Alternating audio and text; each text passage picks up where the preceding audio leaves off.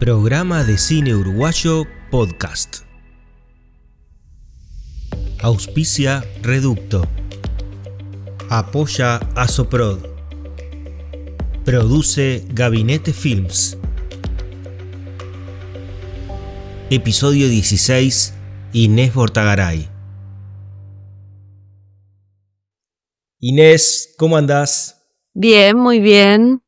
Qué Muchas gracias gusto. por esta invitación. Ay, por favor, la verdad que yo tenía muchas ganas, hace tiempo que había pensado en charlar contigo, hace bastante tiempo, y sos como una rareza dentro del Uruguay, ¿eh? ¿Vos lo sabés o no? Guionista en Uruguay es como algo único, ¿no? No, la verdad es que no soy muy consciente, porque también conozco muchos guionistas, muchos y muchas guionistas en Uruguay. Lo que pasa que se da ese desdoblamiento entre guionista y director, Sí, sí. ¿no? Y sí, tal vez sea más inusual la figura del guionista que exclusivamente se dedica a escribir, que sí, ese es mi papel. Imagino que en los próximos años eso va a cambiar, que ya está cambiando. Ojalá sea así, Ojalá que sí. seamos una comunidad. Ojalá que sí, Bueno, sí. estamos en DGU, también promoviendo eso, el encuentro, la discusión, la unión que hace la fuerza. Sí, totalmente, porque viste que, por eso te digo que sos como una rareza, porque sos como la guionista de Uruguay, porque todos después somos o directores y guionistas, por lo general, y yo siento que hace mucha falta el rol de solo guionista, porque así como está el rol del editor único y que ayuda y es una pata importante para el director que viene con todo el peso de años de trabajo y llega al montaje. Está buenísimo que el director tenga ese aliado, ese guionista que escriba y lo saque un poco de esa casillita que uno se arma con esa idea ideal, esa historia ideal, ¿no? Así que bueno, ojalá, entonces. Sí. Bueno, tenemos algo en común, más allá del amor por el cine, que es que venimos los dos del interior, ¿no? Vos de tu Salto, allá, de las Naranjas. Entonces, naciste en Salto, una ciudad con una riqueza cultural y literaria impresionante. Si haces la cuna de Horacio Quiroga, de Marosa Di Giorgio y de Inés Bortagaray. ¿Cómo influyó ese lugar, ese entorno a tu vocación de narradora? Ay, yo creo que primero, mi arraigo por Salto, mi arraigo con Salto es una situación definitiva. No, ya hace mucho más tiempo que vivo en Montevideo que el que viví en Salto. Yo me vine con 17 años. Me voy a Salto a visitar a mi familia un par de veces por año. Y sin embargo, a pesar de haber estado viviendo tanto tiempo acá, no necesito estar en Salto para estar en Salto. O sea, Salto es una condición medio permanente para mí. Hay algo de verdad muy em, afincado en ese paisaje. Hace un ratito hablábamos del río. El río también es algo que me acompaña mucho. Pasé mucho tiempo de la infancia y de la adolescencia en el río. Mi familia vive en una casa muy cerca del puerto y estuve muchos veranos, pero no solo veranos, muchos atardeceres en la zona de Salto Chico, el Ayuí. Eso es en la costanera norte, pero también en la costanera sur, que es más alta, mucho más pedregosa, más escarpada, y entonces tiene un paisaje más dramático. Los atardeceres de Salto son muy violentos en un punto, tienen como una especie de signo así eh, muy rabioso y muy contrastado, al lado de los bellísimos atardeceres que muchas veces veo acá en Montevideo, que ojo, no los no ignoro su esplendor, pero en los atardeceres de Salto yo no sé bien por qué, si es por una cuestión de la vegetación, de la humedad, del río, de los reflejos del agua que corre. Eh, mm, ¿Será que el sol cae en Concordia? Vemos el atardecer desde Uruguay, cayendo en Argentina. Hay algo de lo que sucede ahí que es muy magnético. Y, y sí, creo que en Salto todos tenemos ese orgullo de la tradición tan elevada de estos autores que mencionabas, de Quiroga, de Marosa di Giorgio, pero también de Enrique Amorim, Ujú, es eh, cierto. también de los pintores, Lacy Duarte, Peralta, Ciferi, que fue un húngaro que pasó por Salto y decidió quedarse y entonces fundó un taller que fue muy importante para la vida cultural en Salto. Y, y también los músicos, la Marque Pons, Aquilino, que era un acordeonista. Salto me parece que tiene en su pasado ese repertorio muy claro de artistas que, que permitieron, yo creo, a la sociedad y a Salto crecer, vincularse con otros mundos. La casa de Enrique Amorim, la casa que compartía con Esther Aedo, que se llama Las Nubes, es hoy un museo.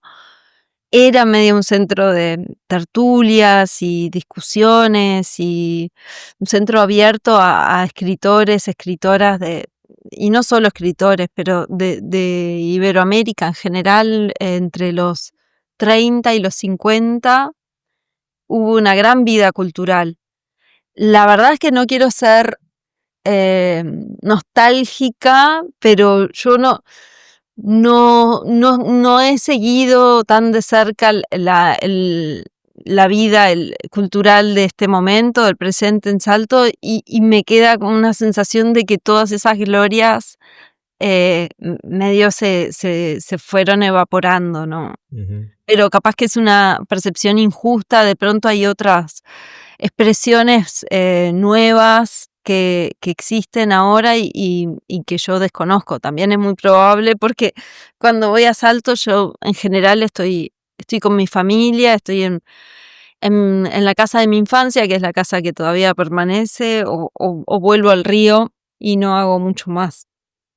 Sí, pero mira, hablas de muchas cosas que a mí me identifican mucho, viste, también.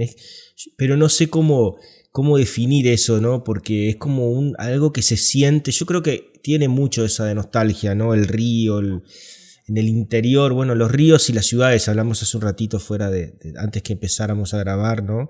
El río y las ciudades, Montevideo también te da una nostalgia del río cuando no estás y yo acá en Dolores, el río también me genera como algo, viste, nostálgico. Y a vos cuando hablas ahora de todas estas cosas, siento mucha conexión, ¿no? Entonces, yo creo que todo eso, de alguna manera, a cada uno nos forma el lugar donde nacemos, ¿no? Y ya sea en Cordón, en un barrio montevideano o en el interior del país, pero creo que el interior no sé, hay algo como que uno lo siente de una manera distinta, me parece, pero este, Sí, sí, la escala, ¿no? La escala y los encuentros, porque al final también no, el paisaje es el paisaje humano. O sea, no, podemos hablar de las rocas, el río, las cascadas, las mojarritas, y está bien, las plantas, los jardines, las rejas, los balcones. No me refiero a las rejas espantosas que hoy tenemos en todas nuestras ventanas, sí. digo,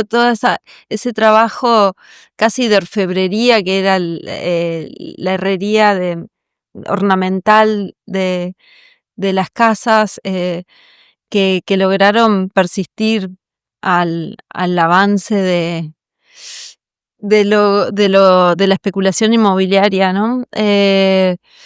Pero yo creo que también es el paisaje hecho de la gente, y ahí siempre hay una escala que es muy próxima, ¿no? Es muy próxima, sí, las amistades de nuestras madres, de nuestros padres, la peluquería, el almacén, se generan así unos vínculos que también nos forjan y que son muy nítidos. Es casi como si fuera una obra de teatro y está el almacenero, Sí, la peluquera. sí. eh, Está esa cercanía y estaba pensando también ahora escucharte que también quizás el hecho de que, como dijiste, no hace tantos años que estás lejos de Salto, eso también potencia esos recuerdos, sentir los olores, el sol, la sombra de los momentos de tu vida. Quizás eso también se potencia a la distancia, esa cercanía que lograste construir en una época de tu vida, con no solo con las personas, sino con los lugares, ¿no? Con los espacios. sí, totalmente. Y eso, realmente cuando vos escribís, cuando sentís que todo eso está de alguna manera en tu literatura.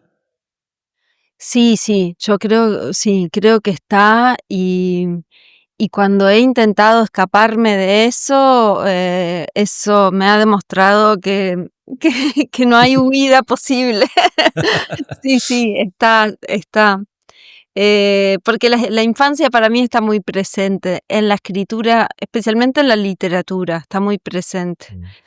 Y esa voz y esa identidad están muy presentes. Bien. Y también hay algo que tiene que ver con la formación como lectora o como muy temprana espectadora, y las dos cosas sucedieron también allá, tanto gracias a la biblioteca de la casa de mi infancia, que era una linda biblioteca, muy generosa, como los cines, que eran tres: el cine Ariel, el cine Metropol y el cine Sarandí. Ah, mirá, Y el Sarandino lo tenía.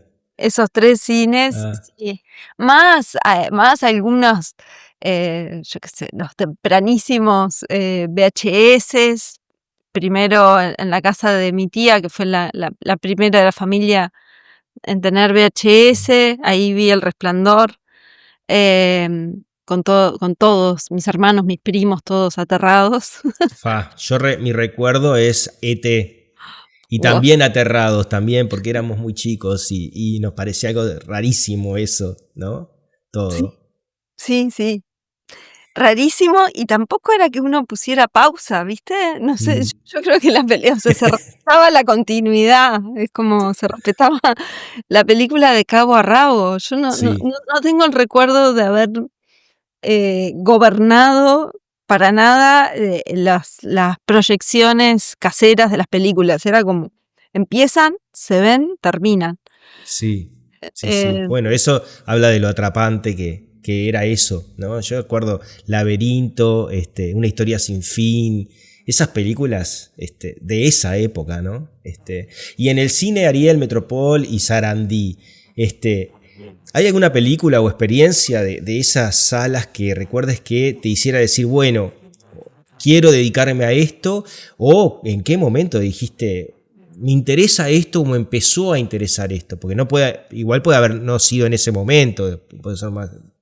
No, yo creo que ese momento vino mucho después acá. Ujú. Ahí en Salto sí, sí era la diversión, la abstracción total de ver una película imantada, esa experiencia medio religiosa de ver una película en el cine cuando sos chico, y también las matinés, ¿no? 3 películas al hilo, 2 puños contra Río.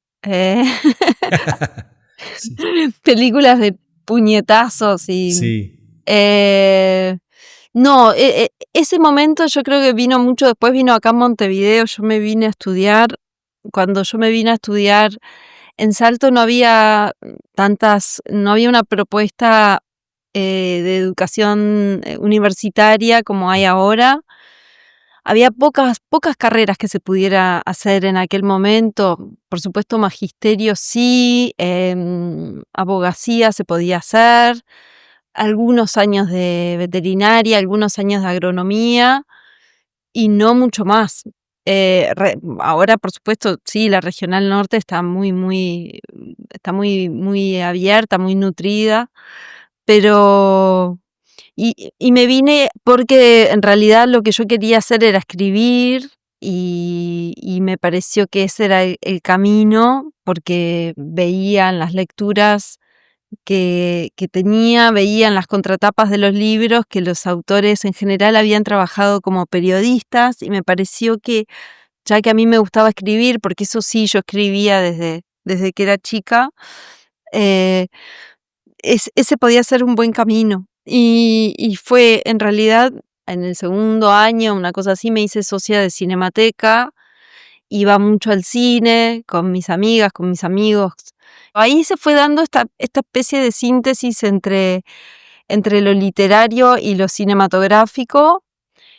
Mi conocimiento del guión se dio más bien en la práctica, de manera más autodidacta, pero sí que en esos años, sí, la formación que ya venía desde la lectura empezó a ser más sistemática en lo cinematográfico gracias a Cinemateca. Gracias a Cinemateca y esos momentos compartidos con este grupo de amigos que también hacían que fuera más encendido el encuentro con las películas, porque no era solo verlas, era después pelearnos. Sí. Pelearnos por las películas, pelear los gustos y los disgustos, como si hubiera como una especie de representación de la identidad en lo que a uno le gusta y lo que a uno no le gusta. Una cosa como capaz un poco adolescente, Ujú. de pensar que a uno lo identifica eso, ¿no? Y después todavía pasó tiempo antes de que escribiera mi primer guión. Ahí va, eso te iba a preguntar, porque comenzaste publicando literatura, tu primer libro es del 2001, y luego derivaste hacia el guión. ¿Cómo fue? ¿Fue una evolución natural? ¿Cómo, o sea, eh, cuándo se da la primera escritura de guión y por qué? El primer guión que escribí, lo escribí en equipo, éramos 4, Ujú. rarísimo, como debut en la escritura de guiones, porque si bien es una situación que no se dio por única vez en mi camino, es bastante atípica, ser tantos, ¿no? Éramos Pablo Casacuberta, Virginia Anderson, Vicky Anderson, que es muy amiga mía, somos muy amigas, y Yuki Goto, un japonés que había estudiado con Pablo. Escribimos un guión para un largometraje de ficción que se llamó Tokyo Boogie, Ajá. que era una especie de western que transcurría en el campo uruguayo en los años 50, con japoneses, con gringos y con uruguayos. ¿Qué, qué mezcla? ¿Qué pasó ahí? Pasó de todo, ese es un guión que le tengo mucho, mucho cariño y le fue muy bien a ese guión, ganamos un FONA con ese guión, después quedó finalista en Sundance, en un fondo, no me acuerdo cuál, y capturó la atención de productores muy importantes en ese momento. El proyecto siguió creciendo y empezó a abrirse también a la mirada y la intervención de todas esas otras fuerzas y de alguna manera eso que fue muy valioso también fue un trauma para el guión, ¿no? Porque eh, yo todavía no tenía experiencia para entender algunas cosas que puedo entender ahora. Finalmente la película no se hizo, el FONA se devolvió, Y bueno, ese fue mi primer guión y fue también un aprendizaje precioso sobre la escritura, sobre la reescritura, que las dos cosas van juntas cuando se piensa en el guión, sobre la transformación también y sobre la frustración también. Y bueno, después empecé a escribir con Pablo Stoll, con Juan Pablo Revela, Ujú. una serie que se llamaba El fin del mundo.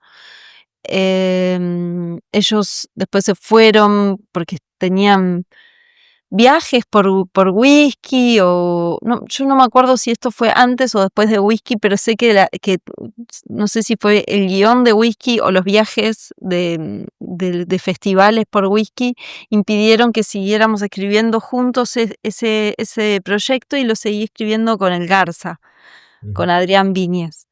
Lo escribimos, se filmaron 3 capítulos, esto después fue a Taxi Films, filmaron 3 capítulos de los 9 creo que eran, pero nunca se emitieron, o sea que también hay algo. Bueno, pero estabas haciendo oficio de Sí. esta experiencia. No, y lo cuento porque de verdad Sí. me parece importante eso, me parece que es algo bastante común. Digo, bastante común la experiencia de que se escribe mucho más de lo que se filma también.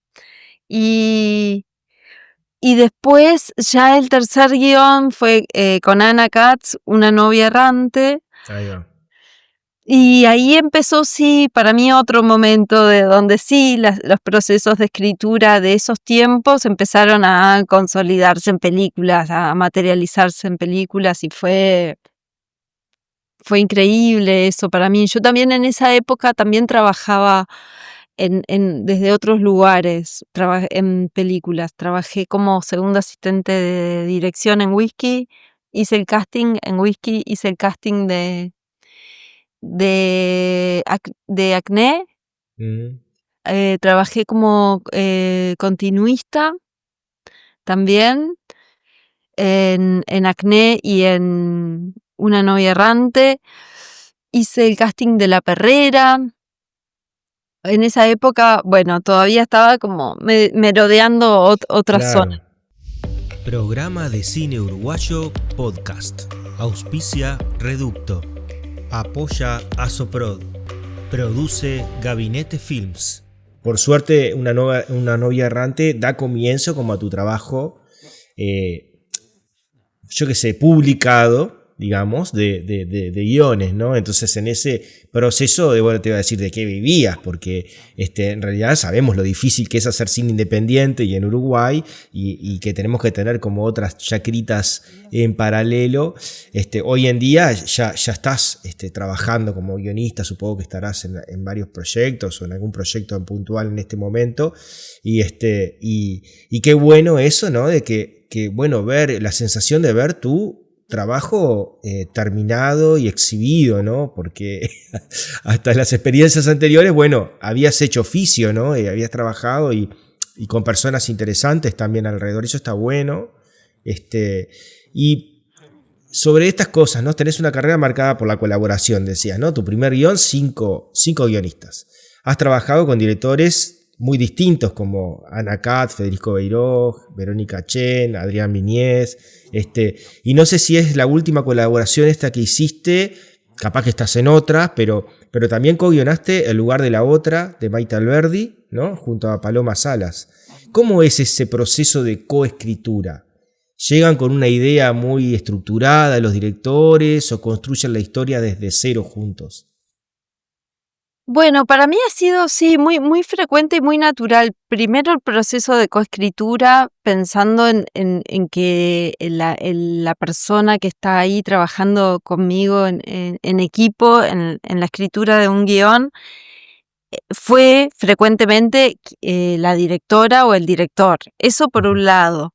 En general, en estos procesos más independientes, ¿no? Y autorales, eso fue muy común para mí, digo, fue muy más que común, fue lo habitual, pensando también en los trabajos con amigas, con amigos, Uruguay, Argentina, Río de la Plata. Ujú. Después, para mí sí hubo un cambio en el trabajo que empecé a hacer con proyectos de Brasil, que es un imperio en un punto y también tiene eso, una expresión en lo industrial, en donde es mucho más frecuente que las películas sean escritas por guionistas a secas. Bien. No son. Ahí quien dirige participa, em, participa, por supuesto, con lecturas, con anotaciones, con devoluciones, con reuniones, pero hay eh, procesos de escritura, tanto sea en solitario, por algún guión que escribí sola, como compartido con otro guionista u otra guionista, que se dan así, en una especie de inmersión en el guión, que sí con encuentros puntuales con la persona que está dirigiendo, pero, pero de exclusivamente de guión. Eso para mí vino después de Brasil.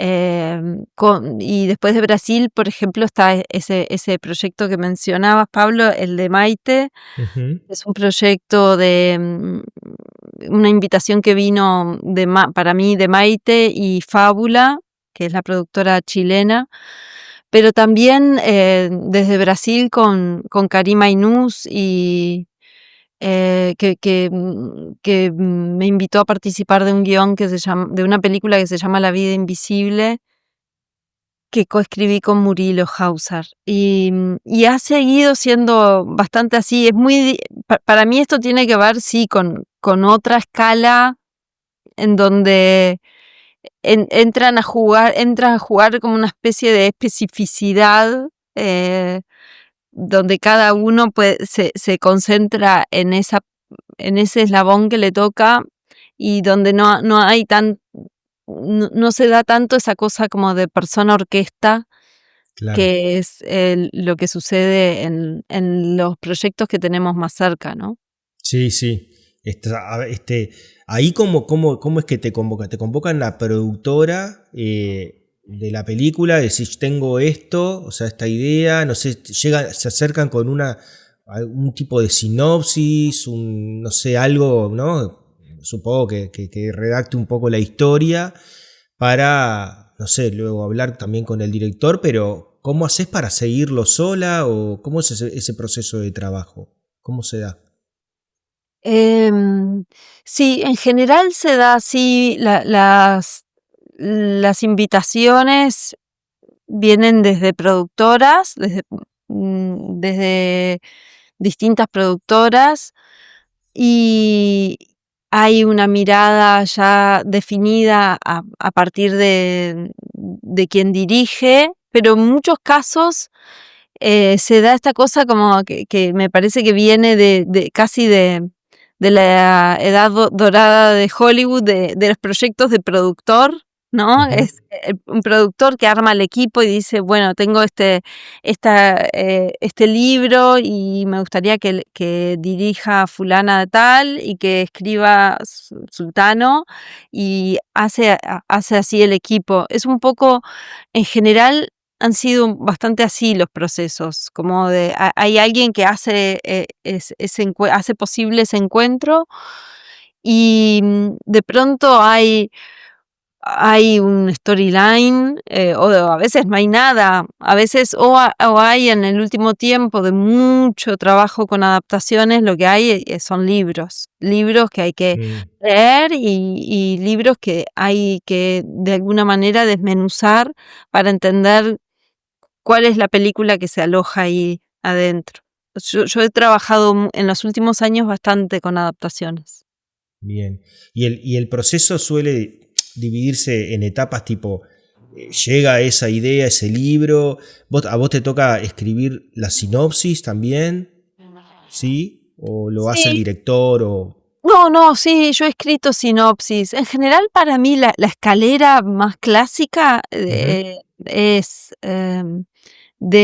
puede ser una sinopsis a un tratamiento, de un tratamiento a una escaleta, de una escaleta a un guión, de esa primera versión de un guión a una segunda, y finalmente muchas veces lo que llaman un polish, que es como una versión pulida del sí. guión, donde no hay cambios estructurales, ya la estructura se puso en juego en las dos versiones anteriores del guión. El polish lo que supone es como una especie de determinación. Ujú. Eso es lo habitual. Pero bueno, en estos otros procesos donde hay material literario previo, hay muchas veces un merodeo de esa obra para entender, bueno, cuál es el abordaje. Por ejemplo, así pasó con El lugar de la otra, que fue una adaptación de un Sí. ensayo de Alia Trabuco, que es una autora chilena, Ajá. que escribió este ensayo, una investigación sobre 4 crímenes ocurridos en Chile entre el 1920 y 1970, algo así, y, y el tratamiento que la justicia le había dado a esos casos. Eran todos crímenes cometidos por mujeres. Y en esa instancia con Paloma y con Maite también hicimos una lectura muy minuciosa del libro para entender cuál era de esos 4 el caso, porque también podía haberse tratado de una película que tuviera 4 partes, pero no, finalmente escogimos uno, y ese fue el punto de partida. Cuando trabajás en esos casos, o sea, estamos hablando de esta película o de la brasilera, ¿te toca trabajar personalmente con ellos? ¿Lo haces todo online? ¿Viajás y te reunís? ¿Y qué surge de esas reuniones, no? Mira, en proyectos de Karim, que es este director muy, muy brillante brasileño, yo había escrito 2 guiones que han quedado en distintas etapas de desarrollo, también en esos limbos del desarrollo, antes de entrar a La vida invisible. Yo recién fui y lo conocí personalmente a Karim el día del estreno de La vida invisible. O sea que no, todo Increíble. el proceso fue Online. remoto, todo. Después con Maite Alberdi también, todo el proceso de trabajo con Paloma lo hicimos a distancia, excepto por un momento que ella pudo viajar a Montevideo, yo también, que nos vimos y que pasamos un ratito juntas, pero a Maite la conocí en el estreno. También fui a San Sebastián el año pasado y la conocí en el estreno. Eso es una cosa que yo creo que sí que se da, que es habitual y que, y que creo que nos puede dar muchas ventajas y mucha libertad para pensar en la dinámica de trabajo y en las oportunidades, ¿no? Eso. Pero también se ha dado para mí alguna circunstancia muy feliz, por ejemplo, con Una novia errante y con La perra, que es un guión, un proyecto de una película que va a dirigir Dominga Sotomayor ahora creo que es a fin de este mes o el mes que viene. Lo va a filmar en Chile, pero la producción es brasileña. En los 2 casos, en Una novia errante, hace 20 años, y hace casi 20 años, y en La perra, esto ocurrió hace 2 años, se me dio una cosa que para mí es un lujo y me siento muy suertuda por haber podido hacer eso, y creo que es una circunstancia increíble para cualquier guionista, que es que viajé al lugar en donde se va donde a buscar el lugar en donde se pudiera filmar esa película. Encontrar el paisaje para la historia y después escribir en función de ese paisaje. Con una Qué novia bien. errante lo hice con Ana porque somos íntimas amigas y nos fuimos. Yo era mucho más impune, si se quiere, que ahora. No tenía hijos, era muy joven.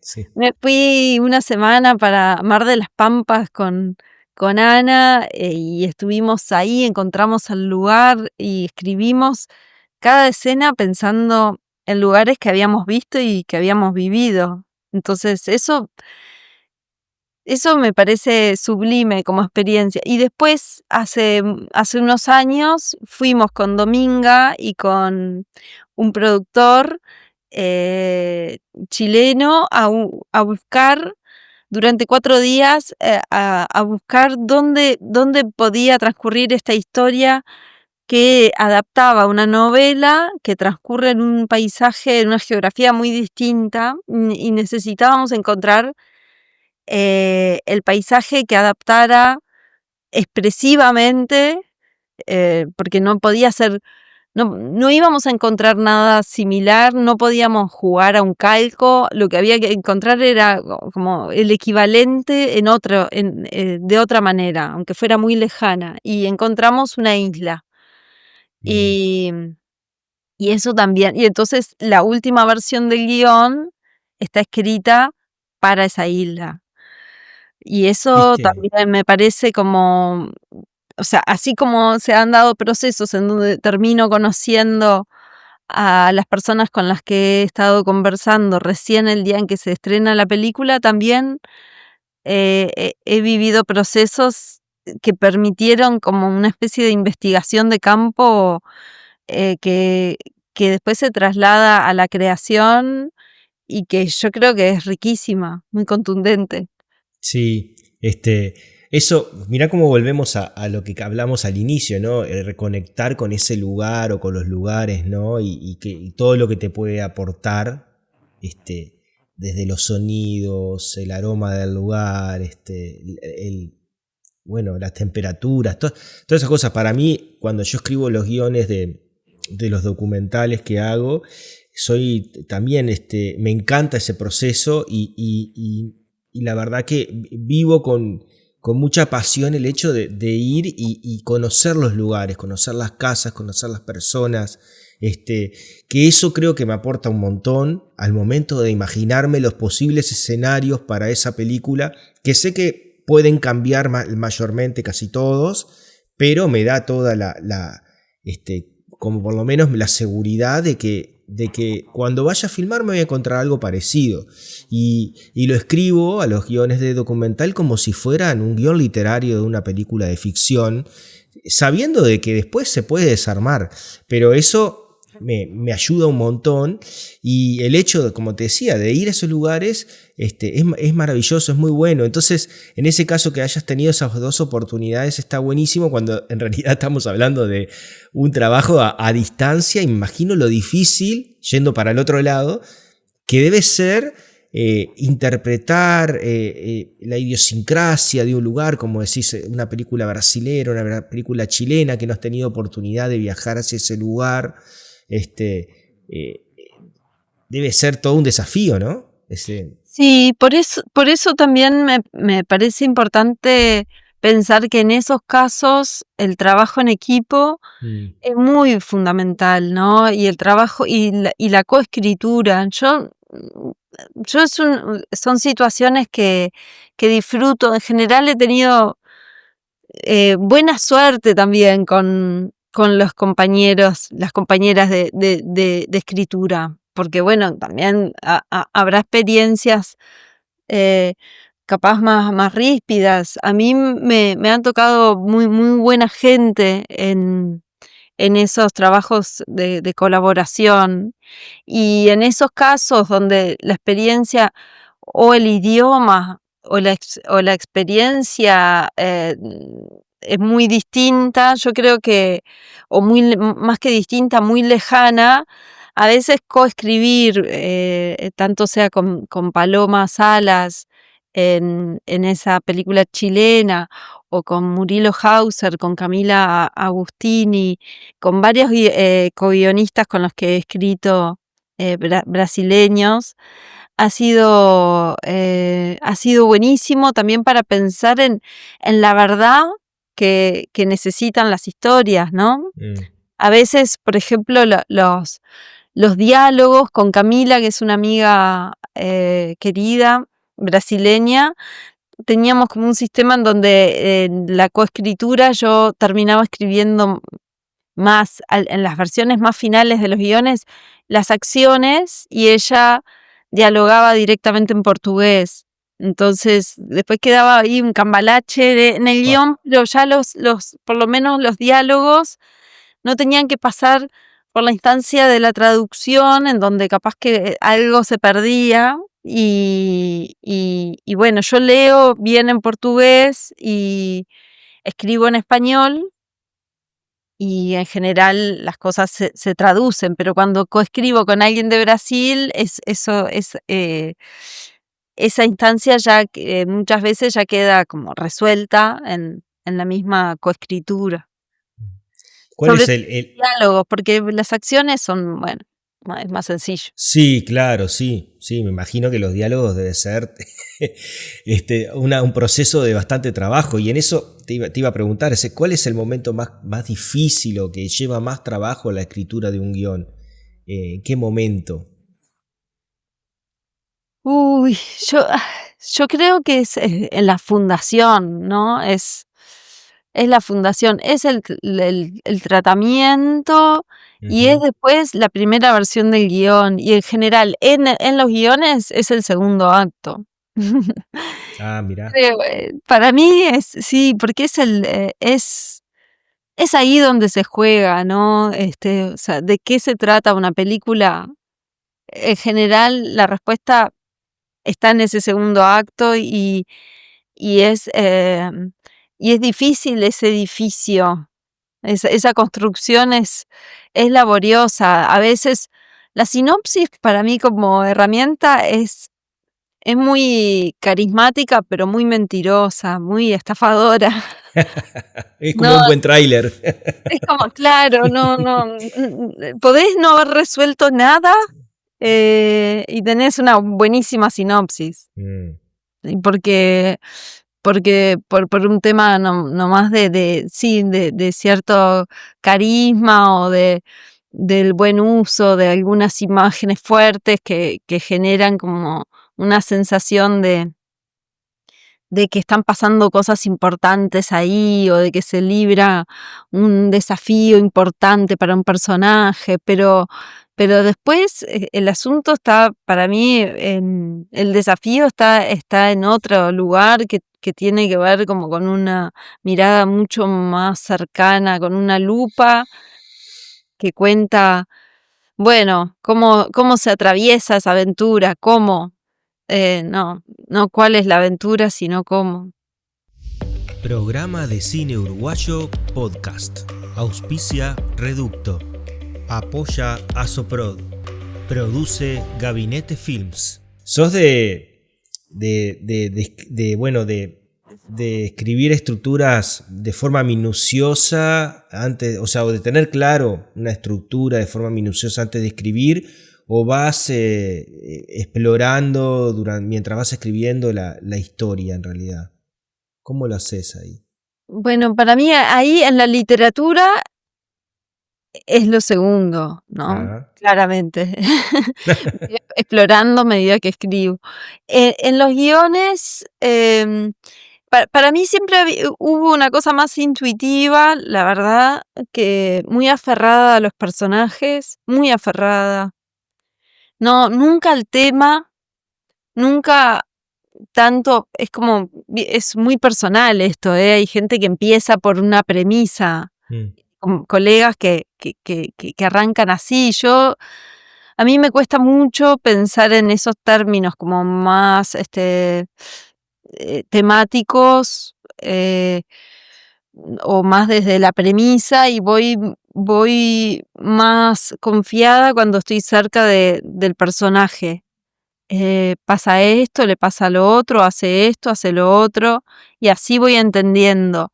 Pero esto que antes era muy intuitivo, en algún momento empecé a aceptar de muy buen grado materiales, recomendaciones, porque ya te digo, como que para mí mi camino se va haciendo en el conocimiento, lo voy adquiriendo cada vez que escribo un guión, no tengo una escuela hecha en eso, no tengo formación, entonces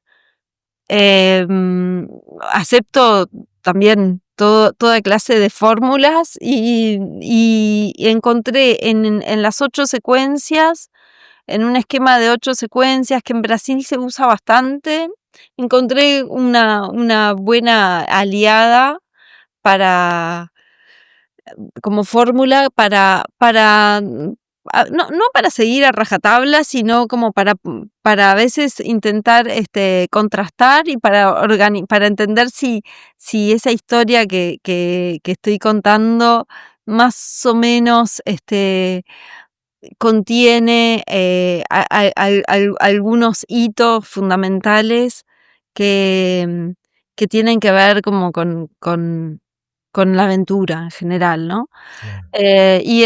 Ese esquema de las 8 secuencias para mí es interesante. No, eso, no como algo taxativo. Ujú, ujú. Bien. Y hablaste justo de personajes y de diálogos. ¿Cómo haces la construcción del personaje? ¿Cómo le das vida al personaje? ¿Usás biografías? Bueno, obviamente los que vienen de un libro ya tenés ahí todo, ¿no? Bastante material. Pero si no es así, usás biografías o entrevistas de repente de los protagonistas de ese libro, si es una historia real o surgen directamente de la trama. Sí, mira, no, la verdad es que no a priori, pero sí en el transcurso de la escritura, en algún momento así de obstrucción, que estaba trancada con algo, tomé, o sea, di un paso al costado, me acuerdo escribiendo con Arauco Hernández, hemos Ujú. escrito mucho juntos, eh, amigo, guionista y director de fotografía también. eh, y hicimos un ejercicio que fue hacer casi una sinopsis que contuviera la historia, pero una por cada uno de los personajes principales. Ah, Entonces, mirá. ese trabajo a mí me resultó revelador en algún momento del trayecto, pero no es algo que haga a priori, la verdad. Y me siento medio farsante porque como consultora de trabajos de colegas, muchas veces lo sugiero. Y bueno, Yo no no, lo hago, haz lo que, como dice el dicho, bueno, no me acuerdo, o sea, haz lo que digo, no, haz lo que digo no lo porque que no sé. no lo que hago. No lo que No, hago. sí, es que creo que es útil, pero yo muchas veces sí me dejo ganar por la ansiedad de quiero dominar la historia, aunque sea como un primer vistazo, verlo todo o ver un tratamiento de principio a fin Mm. para después reconocer todas las debilidades, reconocer qué es lo que no sé, reconocer, y ahí eh, tal vez hacer ese otro trabajo que es como, bueno, abrir ramas al árbol, ¿no? Y tratar de entender más a los personajes, entender mejor las tramas. Pero en mi caso, yo sí, muchas veces necesito tener un primer tratamiento para después empezar a pensar. Claro, bien. ¿Y en los tratamientos escribís diálogos, algún diálogo que te parezca, no sé, o escribís diálogos o no? Sí, algún diálogo que viene así a la imaginación y que parece y que aclara las cosas, algún capricho también, pero no suelen ser así muy dialogados, pero Ujú. sí que muchas veces en vez de contar dice tal cosa, muchas veces la frase es mucho más elocuente y es un atajo y va la frase entera. Está bien, bien. Con respecto a, bueno, los diálogos, ¿cómo trabajás para que suenen auténticos y naturales? Porque ese es todo un tema, ¿no? A mí, yo cuando en la época que escribía ficción y que dirigía alguna ficción, era todo un tema y a veces me daba cuenta, ¿no? Que lo escribía y cuando lo dirigía decía, ay, qué feo que suena esto. Capaz que, no sé, o no lo trabajé tanto también con el actor en su momento, porque capaz que el actor me podría haber dicho, oh, esto suena terrible. ¿Los lees en voz alta? ¿Probás con los actores? ¿Cómo trabajas los diálogos? Ay, para mí los diálogos, bueno, hay uno de los manuales de Sid Field en donde Sid Field dice que hay que escribir diálogos sabiendo que van a ser terribles, las primeras versiones, y hay que hacerlo a conciencia porque solo si pasan por esa primera etapa van a poder depurarse, y es verdad eso, o sea, para mí, por eso también los guiones tienen más de una versión, porque es una operación bastante compleja y sofisticada un guión. Ujú. ¿No? Hay una ingeniería en eso y entonces yo creo que no por ser autoindulgente, pero creo que hay que permitirse eh, tener más o menos un montaje de toda la historia hecha guión para después entrar y abrir como el engarce de cada una de las piezas. Ujú.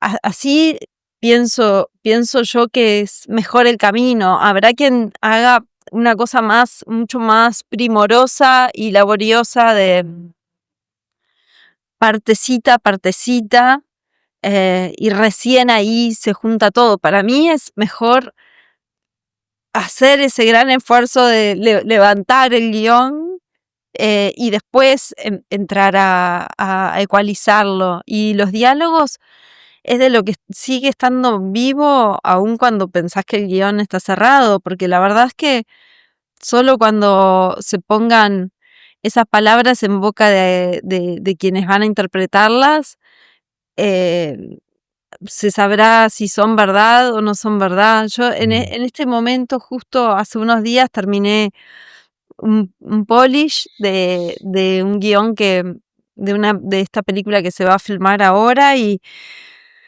hasta el final haciendo, estuve como en esa filigrana de las palabras, ¿no? Sí, esta no, esto es muy explícito, frontal, hay que sacar, enmascarar, demorar esta información. El diálogo me parece, y es posible que ni siquiera así, y si sería, no sé bien ya cuántas veces interviene el guión, muchísimas, es posible que ni siquiera así lleguen eh, líneas enteras al montaje. Y me parece Sí. que está bien. Yo no creo que tenga que ser un manual que se obedezca así, irrestrictamente, ¿no? El guión. Bien, bien. ¿Y cómo sos cómo te afectan o si te afectan mucho los cambios solicitados por los directores o los comentarios a las distintas frases de escritura?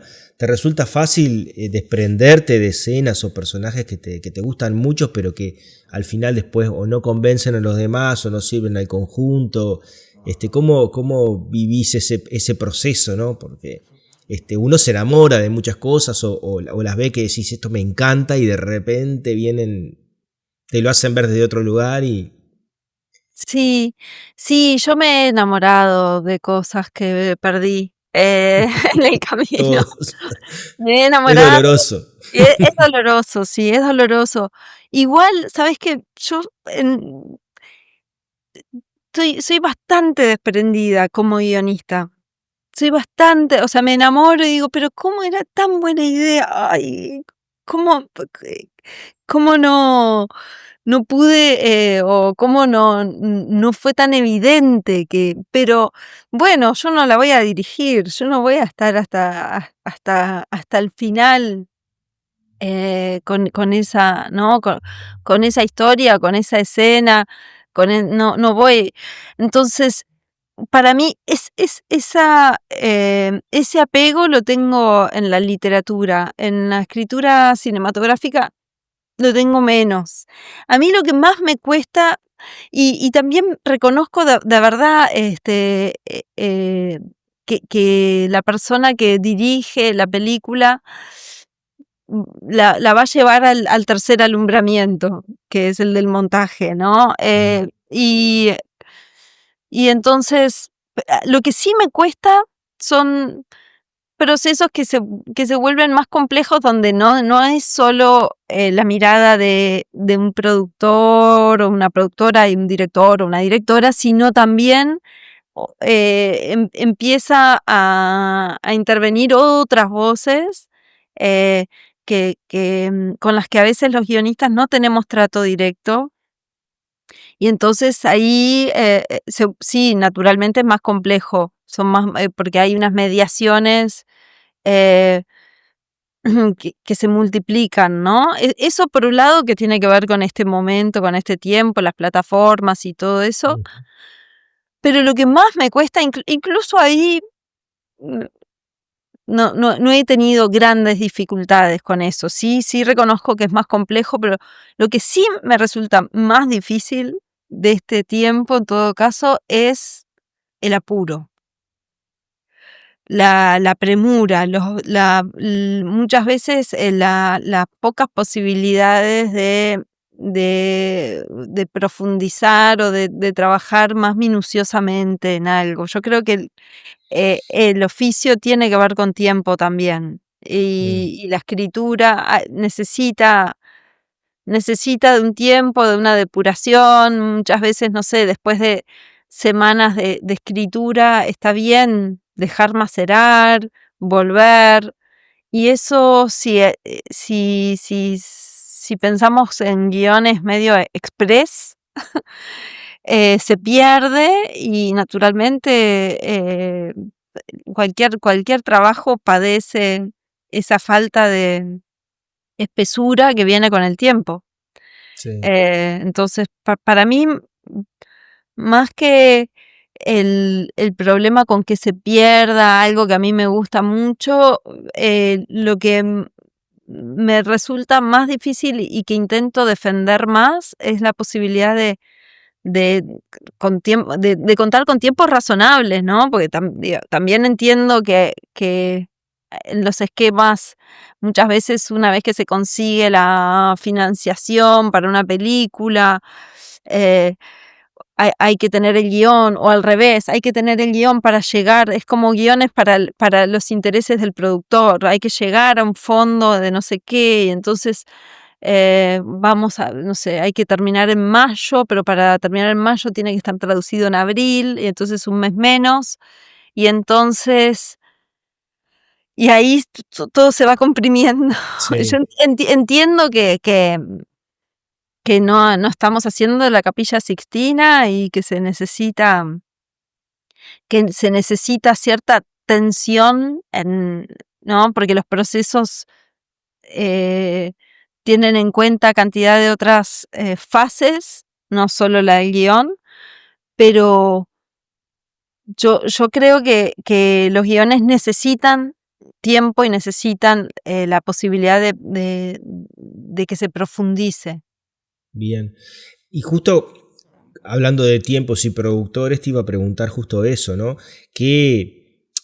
¿Cuál es el arreglo que haces con un productor cuando te contratan como guionista, ¿no? En cuanto a tiempos, entregas, plazos, tiempo de trabajo completo, no sé, hasta la preproducción. ¿Qué es lo que se acostumbra en general? Bueno, desde la DGU, Directores y Guionistas del Uruguay, estamos trabajando en tener un poco más clara y a mano esa información de qué cosas se tienen que tomar en cuenta cuando se hace un acuerdo con una productora como guionistas, ¿no? Bien, Pensando en los contratos, en los plazos, en las obligaciones, en los honorarios, en todo eso. Em, así como a grandes rasgos, para mí es importante que esté detallado qué es lo que uno tiene que entregar, a cambio de qué y en cuánto tiempo, ¿no?